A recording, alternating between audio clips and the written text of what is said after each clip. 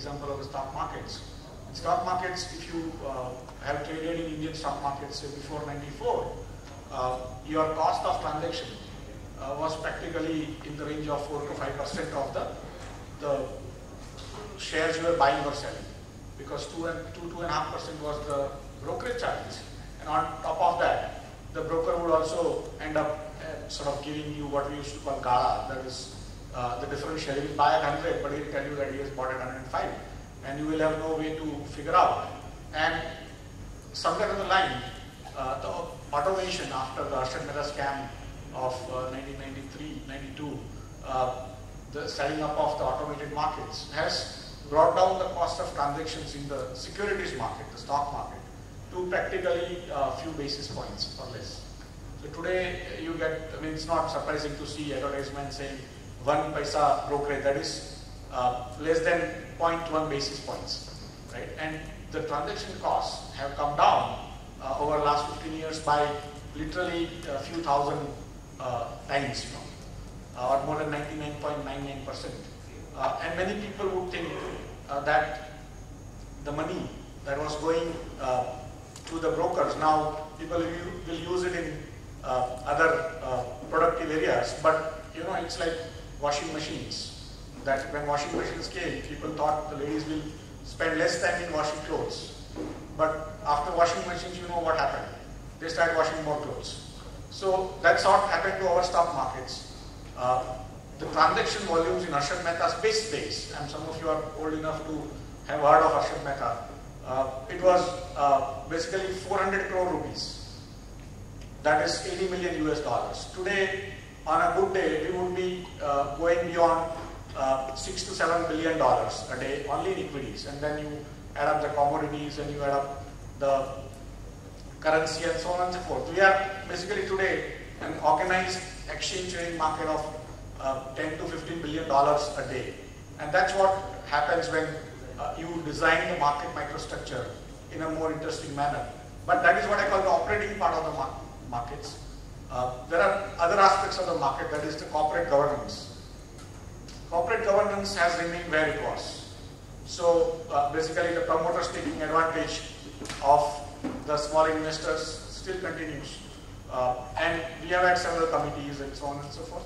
But overall, what we have done is we have what I call a rocket age transaction processing market microstructure in securities market.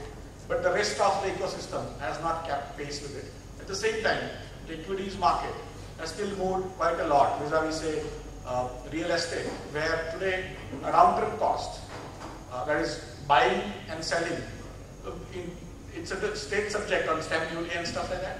But the way that market is designed is that you end up paying close to 10% of the value to the government as a transaction cost.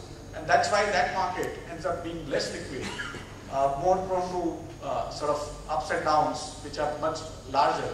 And similarly, if you go into the art market, it's even worse. Yesterday I was discussing with somebody in art, and he was saying that the art gallery who the artist goes to ends up taking 33% of every transaction as a commission. Now that is huge, right? Insurance markets, the first commission used to be 15%, and that trailing commission used to be 7.5%.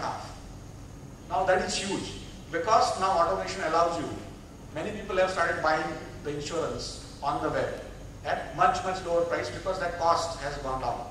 And so you see, for me, technology is going to change many of these markets. Each market is in different stages of sort of usage of the technology in a different way. The way those markets are structured, slowly the technology will reduce the transaction cost. But all other issues, unless those markets set up themselves some sort of a SRO or a regulator to resolve some of these issues, we will continue to have a very fast transacting sort of platforms. But post-settlement, that is post-delivery, we will have several issues, and then later on that cycle kind of breaks down. Everyone starts feeling bad about it. So every market, I try to advise, I sit on several committees, I try to advise creating end-to-end sort of value chain, which is taking care of every aspect of transaction, clearing, settlement, that is measuring of risk, managing risk, delivery of goods and services or land against the money, and putting them in proper perspective, the taxation at each level. Each level is defined very well, and so on and so forth. So that is what our endeavor is, as my individual endeavor and as the exchange. How do we give better, more trustworthy platforms to people to transact on, and also create the ecosystem which is fair, efficient and transparent.